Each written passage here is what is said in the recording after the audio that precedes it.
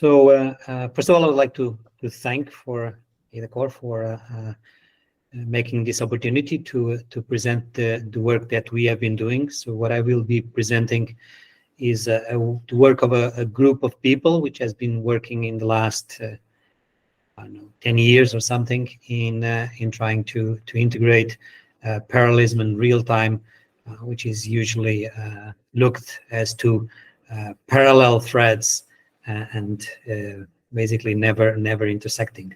So I will start, and I will apologize for that. I will start with a very quick introduction to real-time systems. Okay, so this is going to be very brief, and I'm sorry if it is too brief, but it's a large topic which is extremely difficult to condense in a few slides. Then I will talk about the real-time systems and parallelism, so the integration of both concepts, so the real-time parallel models, the mapping and scaling, parallel computation, timing and schedulability analysis. And then I will talk about two different complementary parallel approaches to integrate real-time and parallelism. One that's being tackled by the OpenMP, and another one in the new version of the Ada language. So basically, about real-time systems, I think that there's a distinguished feature in real-time systems, which is time is a first-class entity. For us, dealing with time is as important as dealing with any other functional correctness in the system. So the result is only correct if you have the result by or before an application imposed deadline. And this is extremely important in many different applications, particularly in the cases where one of these failures can actually lead to a faulty system. It can lead to non-stopping of an autonomous system, X-ray machine not stopping radiation when it should, or even in the trades, in the stock exchange, so trades being traded when the prices have already changed. Okay, so time is as important as any other property of the application for correctness. One feature for the design of this type of systems is that usually we map in the application the concurrent logical or actual physical activities which execute in the real system, and these are mapped into entities in the application program. And so these are usually mapped as a set of recurrent activities, either periodic activities or sporadic interrupt-driven activities in our system, which need to be managed by the operating system or the runtime, and that compete for the same hardware resources, CPU and memory.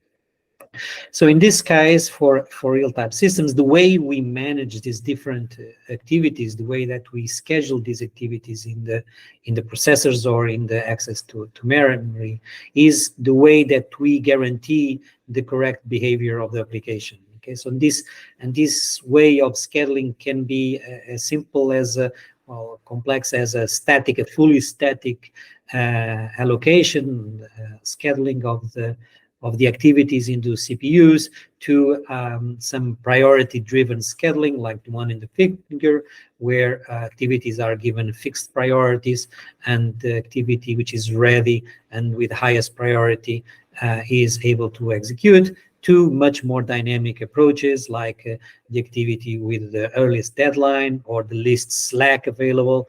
So there are many different ways of scheduling, and there are many ways of guaranteeing that those scheduled activities will fulfill their deadlines, which, by the way, in this particular case, there's the yellow activity, which is finishing after the deadline, so basically is not guaranteeing that it will have a correct execution.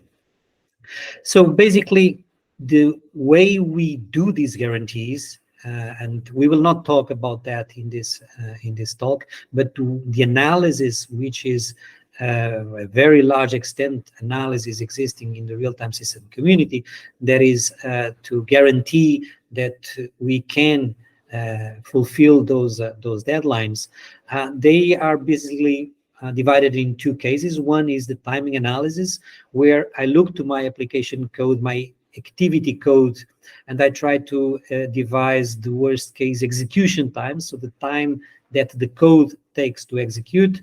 And then there's the scalability analysis, where I look at the different activities, their interplay, the interference that they cause in each other, in order to see the maximum response time that an activity may have, even with considering the interference from other activities in the system. So we will not talk about that, but it is important for us to understand that these analyses exist, and that the model that we use to design those systems are able to provide or to be used with such analysis. So, and talking about these models, so when we design and program real-time systems, then basically the first concept that we need to have is the concept of concurrency. So central to real-time systems is the concept of concurrency. But then we add the need to represent time and an accurate and monotonic time in our programs. We need the ability to specify recurrent activities, to specify their properties like priority, deadlines, execution time. We need the ability to communicate and synchronize between different activities running in the system. We need a way to control how these activities use the underlying resources, the processors, the memory. So basically, we need to provide the designer with these capabilities, and the programming model should allow us to specify these properties in our applications. And for that, there are basically two approaches, or two different approaches. One is to use a sequential language, where all of the real-time support and concurrent support is provided by the operating system. I would say that the most traditional example is to use a C program, where we use operating system like POSIX compliant operating system to handle concurrency and real-time. And obviously, a better way is to provide a language which explicitly supports concurrency and real-time, like Ada does, where we can have at the programming model the activities and the features, the properties that we need to define at these activities. So later, when we talk about how parallelism and real-time are being tackled, we will provide examples of one of each of these approaches. So going now to a little bit on the integration of parallelism and real-time.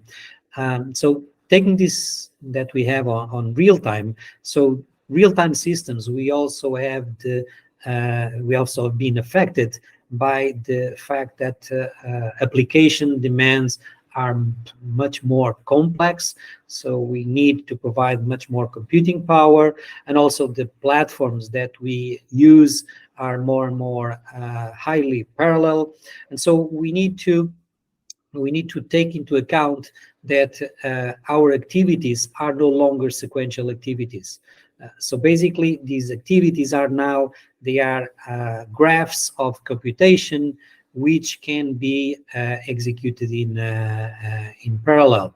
So basically, we have now these two types of concurrency / parallelism.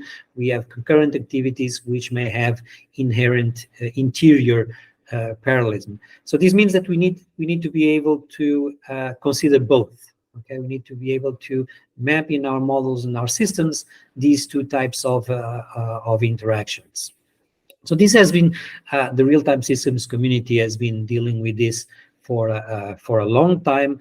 Many different models have been addressed. So I would say that the initial ones are more traditional, as are the fully strict fork join model, where you can have a sequential computation which parallelizes and then branches and then joins again for another sequential, then parallelize again, then sequential. So you have consecutive phases of sequential and parallel execution, and then this has evolved into the more general direct cyclic graph, where you are much more flexible. You don't need, you have many different interactions, and you don't have phases, and the only constraint is that you cannot have cycles. If not, you'll never succeed. So there are many more different models, okay, but most of them are specializations of this model. And I would say that with the fork join and the DAG models, we cover almost everything that's out there in terms of real-time systems.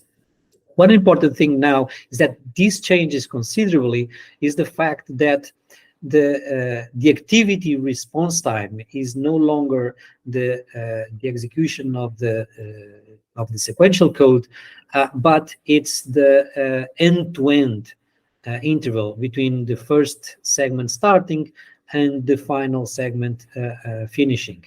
And activities no longer have a worst case execution time. Instead, each one of the nodes in the activity DAG has its own worst case execution time. And so when we consider that there are multiple of these running in the same system, so this makes designing and analyzing these systems much more complex. And just to see a very simple example of that. So this is an example where we have two different activities with a similar structure, so a sequential, twofold parallel sequential again. Okay, and then activity one, let's say it's low priority, activity two is higher priority. So activity two will execute whenever it's ready. Activity one may be interfered by activity two. But let's assume that we map activity one mainly to processor one. So A, B, and D are processor one, but in order to guarantee parallelism, C is mapped to processor two, okay? And we do the same thing for activity two, but reverse. E, F, and H are mapped to P2, and G are mapped to P1. Here, I have the execution where activity one starts first, and then A executes, then B and C can execute in parallel. Then E starts, which preempts C in processor 2. So now C needs to wait for E to finish, but then F and G start, and so C needs to wait that F finishes, and then H, and then so C finishes much later. But we have here two processor one with two empty executions because C cannot execute here, and it needs to wait that processor 2 is ready. If I simply allow C to migrate between processor 1 and 2, so what will happen is that here, when C cannot execute in processor 2, but processor 1 is available, then C can execute. And by doing that, and doing it again later on, I'm able to collapse much more the execution. Okay, so this is a very simple example, but it shows the fact that the mapping and the way I schedule these parallel activities and these parallel nodes in my system, they have a high impact on the responsiveness of the system and the way that the system is able to execute. Okay, so this problem has been studied considerably in the real-time systems community, and we have many different situations from the fully partitioned, which was the first case. So I assign the parallel nodes in the graph statically to cores, and they need to execute there. I can also have a fully global where there's a global queue, and an idle core simply gets the next one from the queue, and then there are multiple hybrid approaches that you can have in between these two extremes. So basically, this is more of a design decision, but then we need to guarantee that we have the ability to actually use and specify these different approaches. And now we have two levels of approaches. Okay, so we have one which is mapping these parallel activities to the threads, and then mapping the threads to the cores.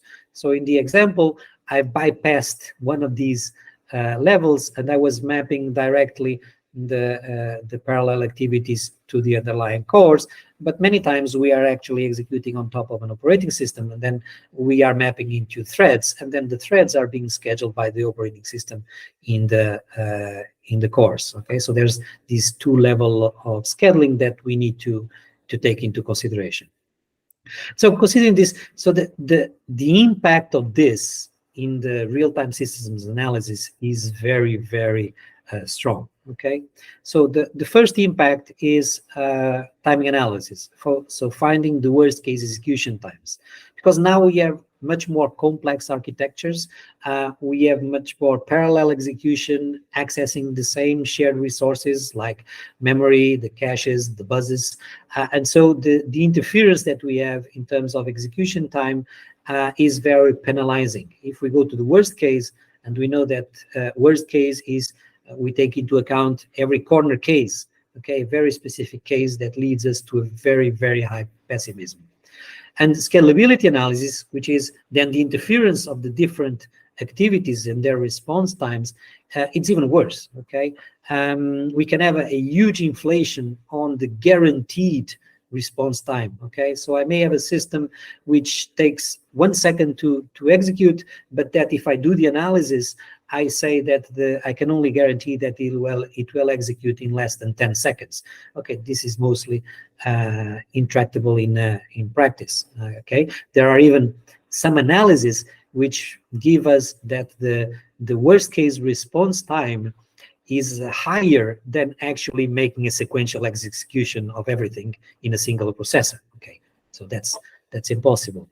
So this means that there's still a lot to be done in terms of analysis, but one important thing is that sometimes by introducing some level of staticness, so by disallowing a more dynamic load balancing approach in this parallel computation, we have shown that it's actually possible to have much less pessimistic analysis without significantly losing performance, okay, which is also very, very important.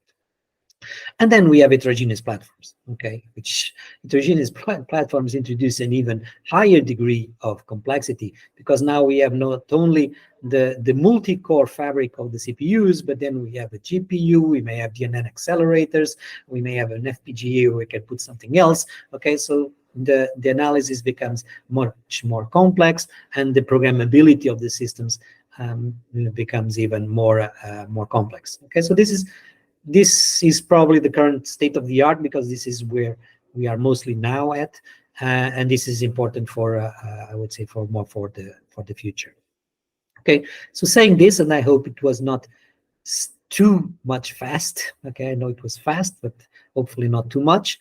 Now that we can understand a little bit the issue of real-time systems and programming and modeling parallel real-time systems. So what about programming? Okay, so basically, I'm going into programming and recapping the figure that I shown. Basically, we need a programming model which is able to allow me to specify concurrent activities, that allows me that these activities are actually parallel, fine-grained parallel computing, that allows me to specify how these are mapped, if there's a layer of operating system, so how these are mapped into the threads, and then how I can control the scheduling of these threads in the cores. Okay, so this is a vertical stack that I need to consider, and hopefully that the designer has the ability to, from the models to the programming to the lower layer mechanisms, the ability to specify all of these properties. And so what we have then is a lot of work in progress. Okay, some parts are already done, others are still being done, and I will talk about two ongoing approaches. The first one is an approach that is being driven by the high performance embedded community, which is to use the OpenMP tasking model, which is a fine-grained parallel model of OpenMP, to use this model and augment it with real-time capabilities. The second approach, which comes from the real-time systems community and the Ada community, is to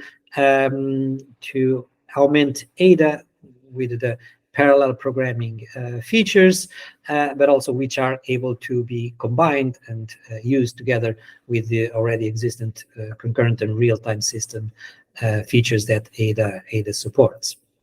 So starting with the OpenMP, so basically in OpenMP, you take a partially sequential or a sequential program, and you add annotations to the code saying what can be executed in parallel. Okay, so you don't say this is parallel, you just say this can be executed in parallel, and then the OpenMP runtime is responsible for actually mapping this potentially parallel computation to the threads and then managing the threads. So taking here a very quick example. So this is on the left, a little bit of code. So we specify that there is a parallel region, and we say, okay, this code is a task. So tasks in OpenMP are not related to tasks in Ada. Tasks in OpenMP are, I would say, very simply, small blocks of code that can execute in parallel with the rest of the code. Okay, so we can divide the code in tasks, and then the OpenMP runtime will map these tasks to different threads in a thread pool, which is available to execute this code. And at the end, in this case, there's a task wait, which is basically a join at the end of this fork. Obviously, there's many different ways of doing this. There's the possibility to just say parallel for loop, and then the loop is parallelized using tasks. Okay, but the most important thing is that we are able to specify, and then the OpenMP runtime will actually map and execute these parallel codes. Okay, we can, so this here that I have is the fork join model. So I fork and then I join. OpenMP, we can also support the more generic DAG mode model, where I can specify data dependencies between tasks. And by specifying data dependencies between tasks and then unleashing the tasks, I can create a graph of computation which is data-driven. Okay, so I will not go too much on that, but basically, and there's very special rules which are there in the slide. I will not explain those, but in fact, this allows us to build complex DAGs with annotations. For instance, in this case, by doing this code, I'm first creating an implicit task. Okay, so by just doing this, there is a code being executed here, which has 1, 2, 3, 4, 5 parts. Okay, and then there's, when I do this, the OpenMP creates another task which has this and this code, and then there's another task here, another task here, and another task here, which means that in the end I will have this graph of computation. Okay, so the initial part code of TP00 creates task 1, so task part 10 may execute, and then task part 01 can also execute. So these two task parts can execute in parallel, and so on. Okay, so let's not make this very let's not explain and lose here a lot of time, but the important thing is that I can create a graph of computation like this, and then the runtime actually executes these little bits of code in a thread pool, and this thread pool is then scheduled by the operating system. Okay, I can create DAGs also without a hierarchical structure, without actually needing to introduce a lot of these. I can create it only with data dependencies. Okay, so for instance, this is an implementation of the Schedulability algorithm, And by annotating it, I can simply say that each one of these depends only on a previous, for instance, in this case, the executing port in the matrix in the KK position will output, I would say, the matrix in KK, which is then an input for this task here. Okay, and then OpenMP will execute this graph of computation without the need to synchronize. So it's implicitly synchronized at the runtime. Obviously, if I want to do real-time systems analysis, I need to actually have this graph, a full graph of computation. And if there's part of the graph that I don't know, I need to actually be able to consider the worst case. So this is very, very brief OpenMP. The issue with OpenMP is that there is no real-time at all in OpenMP. Okay, so the only mention of something is the mention of a priority, which in the specification says that it's an int. Okay, so there's nothing we can guarantee that. So there's actually a proposal to change the OpenMP profile for critical real-time systems by the group in Barcelona Supercomputing Center working in this, and this proposal was very simple. It would allow to provide annotations as a priority or deadline to the tasks, and this was not considered. So the ARB, the architecture review board of OpenMP decided that they will not agree to this, but work is continuing, and there's another proposal being done. Okay, in terms of communication and synchronization, so what exists in OpenMP is very basic. Okay, you have a critical construct, you have locks, but you have no support to real-time behavior of those data sharing. Okay, so you can actually build an implementation, may build the support with this in mind, but as far as I know, there's none done, because mostly OpenMP is used in cases where you actually you spawn but you don't synchronize at all. Okay, you just spawn parallel computation, do some parallel algorithm, and then you use the result. And in order to map and schedule, there's a lot that OpenMP already provides. So you have different ways of doing the mapping of the OpenMP tasks to threads. You can actually do static mapping to make it more predictable.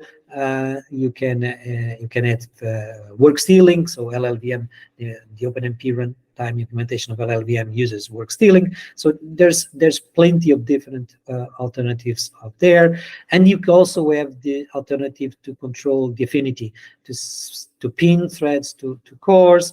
There's a lot of support there.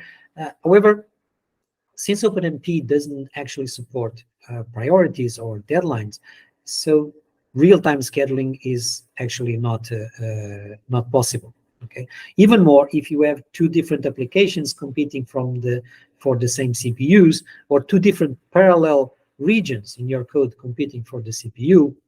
Those two parallel regions, they are completely ignorant of each other. Okay, and so there's no way you can actually schedule them in a real-time way. So there's work being done on providing even more, so extending the previous proposal for real time, which is to also allow different priorities and different parallel regions to compete for the same resources with the same notion of priority. And there's also the possibility that you do different regions into, so this is two P threads, okay, and then you created P threads with different priorities, and then the OpenMP threads, which execute these parallel codes, will inherit the priorities of the P threads. Okay, so this is not in the specification, but it's allowed. And for instance, in the work that the Ampere project has been doing, so this was implemented.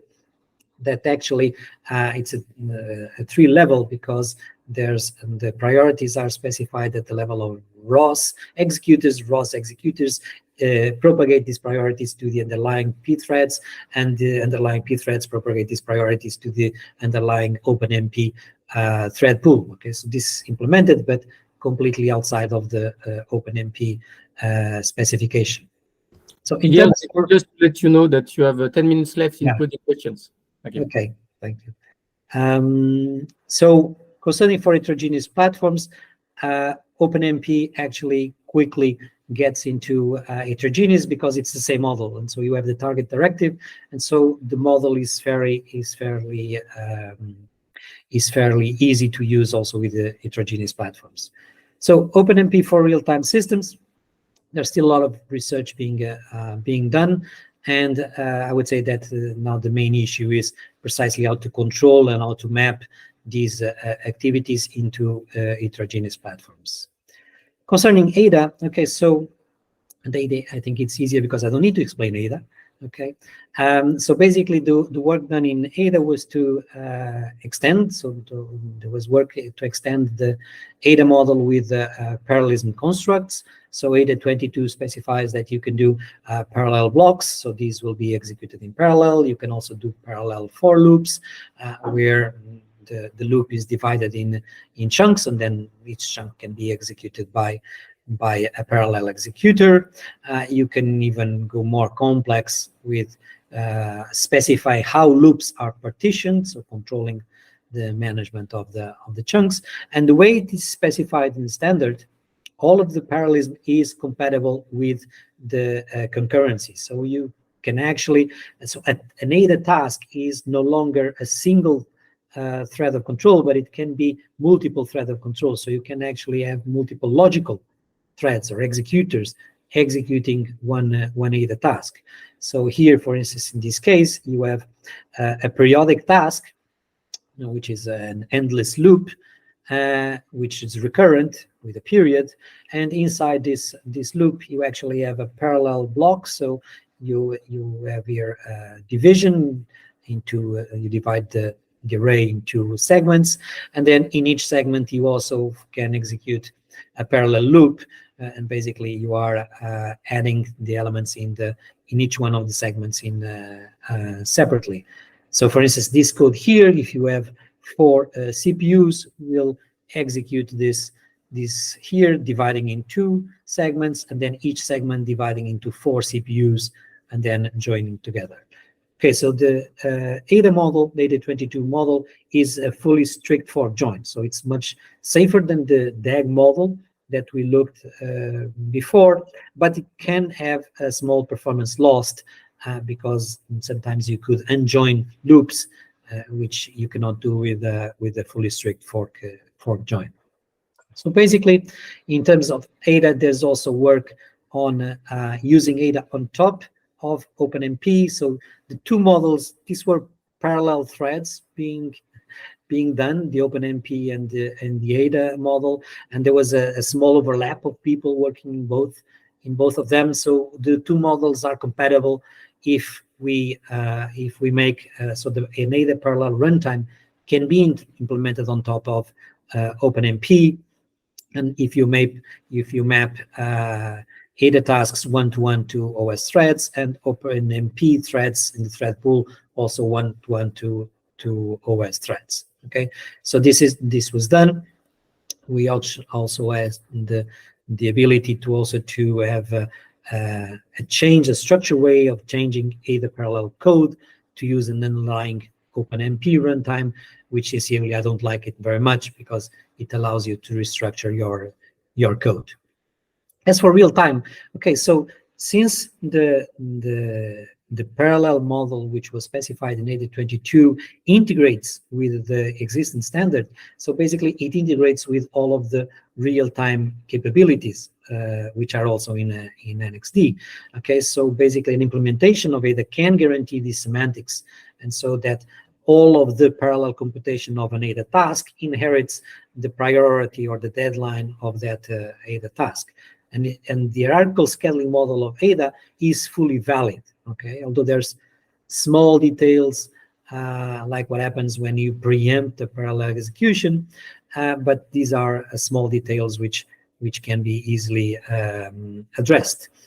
So this means with the fact that Ada already supports very well real-time, adding parallelism which integrates with real-time, you can very easily have code that's parallelizable and with real-time capabilities. And you can even also access shared data, because protected objects can also be used in parallel computations. Okay, so basically it's very easy, because it's the executor, which in principle will be a thread anyway, the executor of the parallel computation that will actually use the lock. Okay, obviously there are some things which are not allowed. For instance, you are not allowed to block inside, to spawn a parallel execution inside of a protected object. Okay, and this is mostly due to there's some potential problems with the complexity of doing parallel computation with the same lock. Okay, but so this was disallowed in the standard. So it's not possible to synchronize, to block waiting for something, but this is also something that you don't want to when you go on parallel. Then just let you know that you have 3 minutes left. Yeah, no problem. It's because I'm finishing. Thanks. Okay. So basically, for real-time systems, the model is complete there, and there's small details that need to be addressed, like mapping and scheduling. Okay, and heterogeneous platforms. Okay, so for heterogeneous platforms in the Ada world, there's very few works. Okay, so and there's nothing on the integration of real-time and parallelism for heterogeneous platforms. I would say that this is the most challenging thing to tackle. I would say that heterogeneous is probably potentially at this moment the most tackling thing to challenge, to work on. And so basically, this work which is being done is now mostly finished for the homogeneous case. So there's some issues on the mapping and scheduling, but obviously the heterogeneous programming part is still far to be done. So in the project where we have an implementation for OpenMP, we don't have an implementation for Ada. Hopefully, some next project will be able to have that. So to summarize, so basically I presented two main activities. There are difference on the support from OpenMP and Ada. I think these also come from the communities that started this process. Okay, so OpenMP comes from the high performance computing, Ada from the real-time critical. So the way we see the designs of systems is very, very different. Okay, and we have been progressing in parallel and feeding one parallel to the other. And I think the models are interesting and they are mostly compatible. But now we need to see exactly how we can take this forward into the future. Okay, and I think thank you, Miguel. With